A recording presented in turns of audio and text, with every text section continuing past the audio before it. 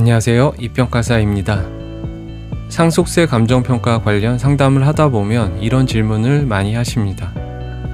감정평가 높게 받는 게 좋나요? 낮게 받는 게 좋나요? 결론부터 말씀드리면 정답은 하나로 정해져 있지는 않습니다.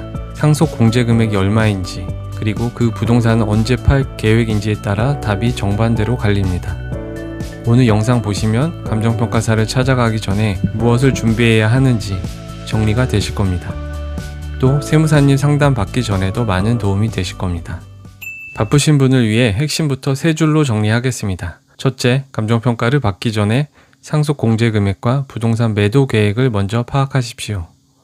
둘째, 상속 재산가액이 상속 공제 금액 범위 아니라면 가능한 감정평가를 높게 받는 것이 유리합니다. 향후 양도소득세를 아끼기 위해서입니다. 셋째, 상속 재산가액이 커서 공제 범위를 넘어선다면 가능한 낮게 받는 것이 유리합니다. 당장의 상속세를 줄이는 것이 더 급하기 때문입니다. 왜 그런지 지금부터 하나씩 풀어보겠습니다. 먼저 상속공제가 무엇인지부터 살펴보겠습니다. 상속공제란 상속세 과세가액에서 차감되는 항목입니다. 기초공제, 배우자 상속공제, 일괄공제, 인적공제, 금융재산 상속공제 등 그런 것들이 여기에 들어갑니다. 중요한 건 이 공제 금액이 상속인이 누구냐에 따라 크게 달라진다는 점입니다. 배우자와 자녀가 모두 있으면 최소 10억 원에서 최대 35억 원, 배우자가 있으면 7억 원에서 32억 원, 자녀만 있으면 5억 원입니다.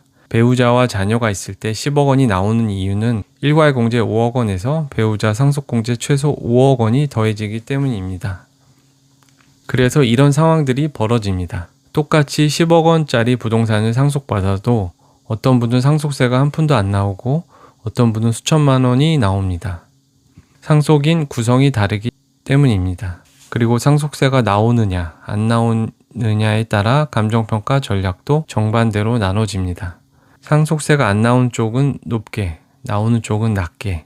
이제 각각을 살펴보겠습니다. 먼저 상속 부동산의 시세가 공제 범위 안에 있는 경우입니다. 이때는 감정평가를 가능한 높은 금액으로, 물론 공제 범위 안에서 받는 것이 유리합니다.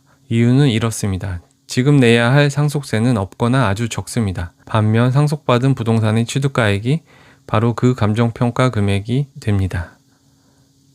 따라서 취득가액이 높아지면 나중에 팔 때 양도차익이 줄고 그만큼 양도소득세가 줄어듭니다.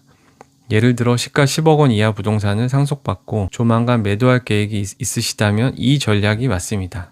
반대로 상속 부동산의 시세가 공제 범위를 초과하는 경우입니다. 이때는 감정평가를 가능한 낮은 금액으로 받는 것이 유리합니다. 상속세율은 1억 원 이하 10%에서 시작해 30억 원을 넘으면 50%까지 올라가는 누진 구조입니다. 상속 재산가액이 올라가면 세율 구간 자체가 올라가기 때문에 당장 내야 하는 상속세 부담이 훨씬 커집니다.